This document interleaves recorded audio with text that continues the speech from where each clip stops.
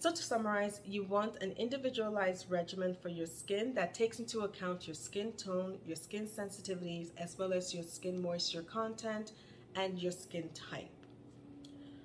You want to also take care of any medical issues that your skin may be undergoing based on your genetics and your environment.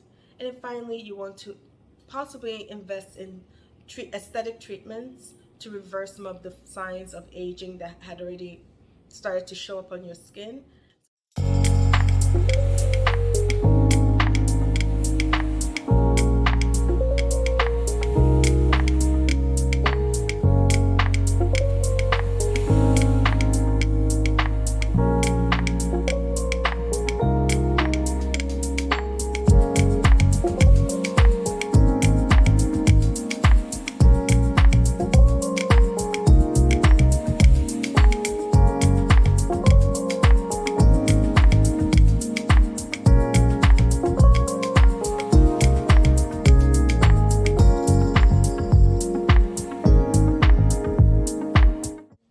Hello everyone, welcome back to FunDERMentals with Dr. Adobe Obasi.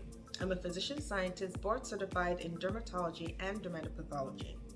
In this video, we're going to discuss 5 ways you can cheat the aging process. The 5 ways that you can slow down the aging process include having an anti-inflammatory diet, low stress lifestyle, getting adequate sleep, exercising, and having an individualized skincare regimen for your skin that can give components to help the skin maintain its skin health. As a bonus, I'll also discuss hormone balancing as a way to cheat the aging process.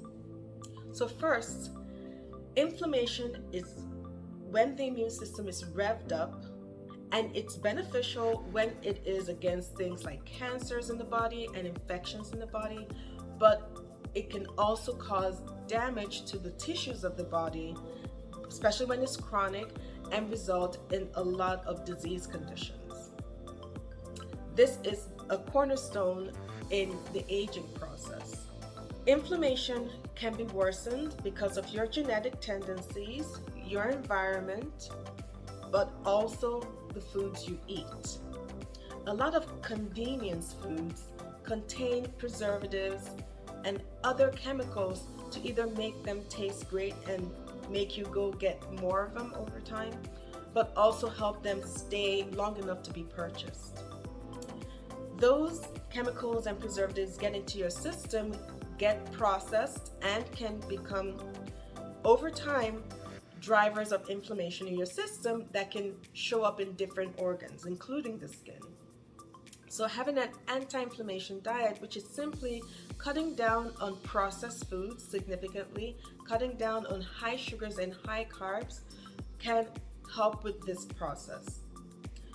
Why sugars and carbs? Carbs become sugar in your body. So especially the processed carbs, the white breads, potatoes, pastas, rice, all of those are delicious, but they can be in excess processed to excess sugar in your body. And when you have excess sugar in your body, the sugar wears out the insulin process, and you now become at risk of developing insulin insensitivity.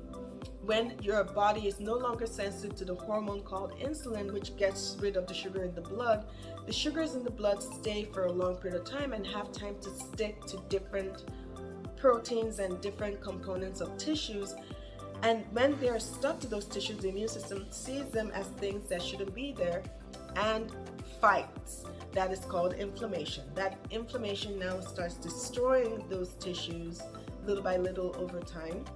That's why we end up with different conditions of aging, such as diabetes, blood pressure issues, high cholesterol, liver disease, kidney disease, brain disease, dementia, skin diseases, eye diseases, nerve-related diseases. There are lots of different organs that can be affected by this high sugar destruction.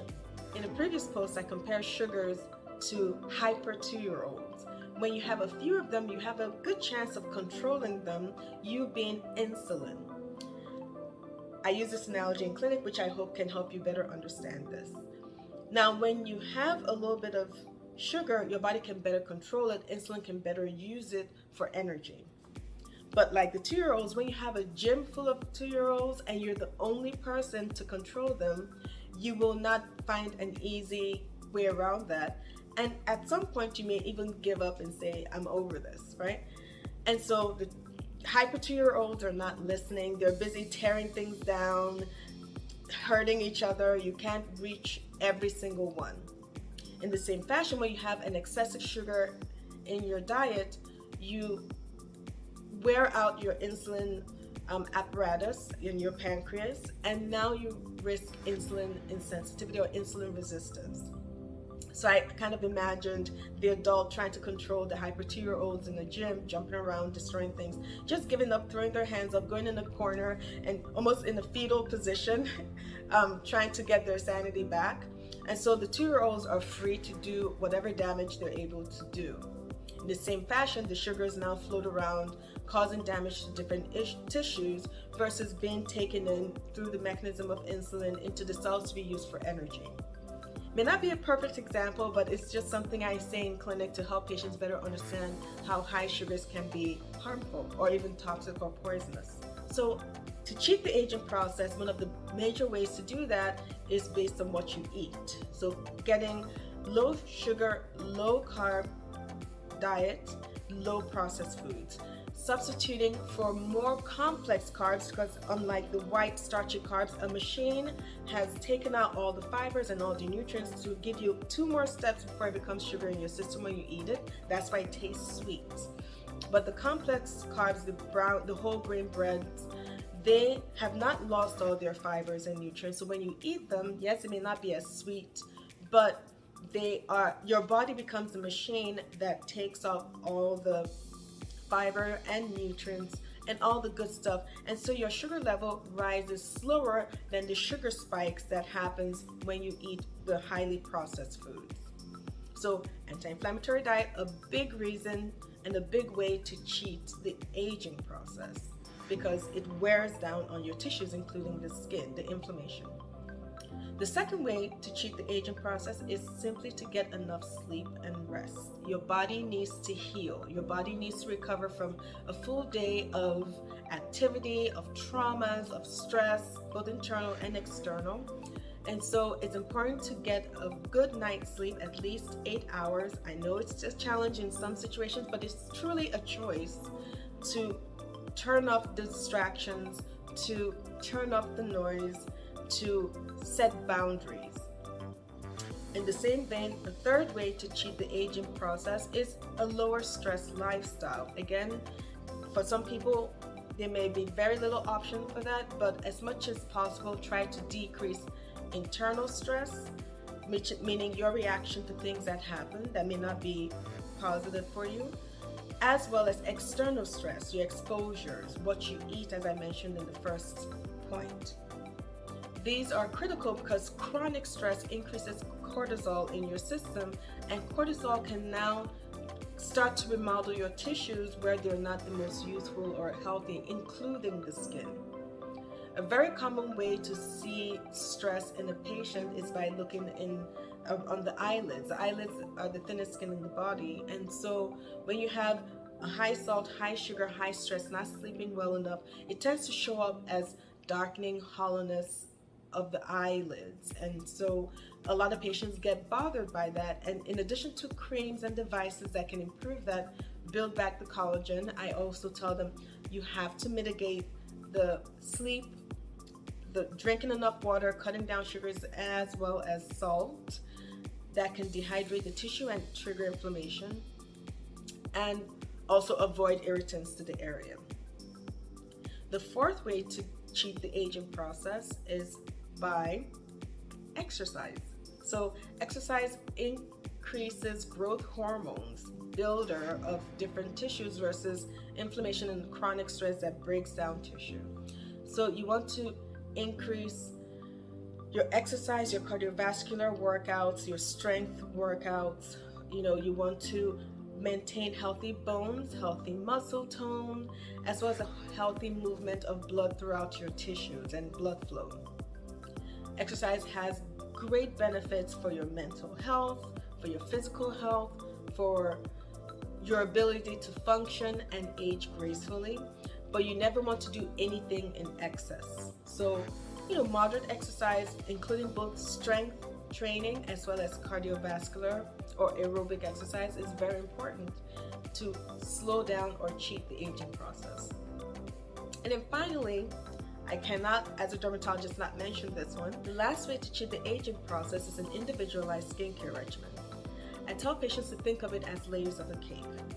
The first layer is my trifecta, which is a good quality moisturizer, a good quality retinol that is non-irritating, and a mineral sunscreen, which is critical. Sunscreen is critical to prevent DNA damaging sun rays from hitting the skin, because it can now wear down the collagen and elastin, what we call solar elastosis. It has a lot of unwanted features on the surface of the skin, the wrinkling, the mottled look. It also prevents skin cancer formation, which we see over time. The next layer of the cake is to treat any medical conditions on the skin that you may have, whether it's rosacea, psoriasis, inflammation-based diseases, minimizing trauma to the skin. Treat any medical conditions with medications from a dermatologist. And then the final layer, or I should say the icing on the cake, is the use of injectables, botulinum toxin, fillers, as well as devices, radiofrequency microneedling, lasers, intense pulse light or IPL, to reverse some of the damage that had happened in the skin, as well as slow down progression of signs of aging, such as wrinkles, both static or wrinkles that are on the skin without the skin moving, and dynamic, which are wrinkles that form when the skin moves. So in the first layer, you want to pay attention to what your skin type is, your skin tone, as well as your skin sensitivities are. You want to use products made specifically to help your skin. So if you're a dry skin patient, you cannot use things made for oily skin patients, and vice versa. If you have a lighter skin tone, you want to make sure you have good sun protection compared to someone that may be darker tone who still needs sun protection, but darker skin patients also battle hyperpigmentation from traumas over years, so they may include skin brightening agents in their regimen. So it has to be individualized, and the dermatologist can be very helpful in providing you some tips. So to summarize, you want an individualized regimen for your skin that takes into account your skin tone, your skin sensitivities, as well as your skin moisture content and your skin type. You want to also take care of any medical issues that your skin may be undergoing based on your genetics and your environment. And then finally, you want to possibly invest in aesthetic treatments to reverse some of the signs of aging that had already started to show up on your skin. So to summarize, we've discussed how anti-inflammatory diet, lifestyle changes such as getting sleep, exercising, minimizing stress, as well as an individualized skincare regimen can help cheat the aging process.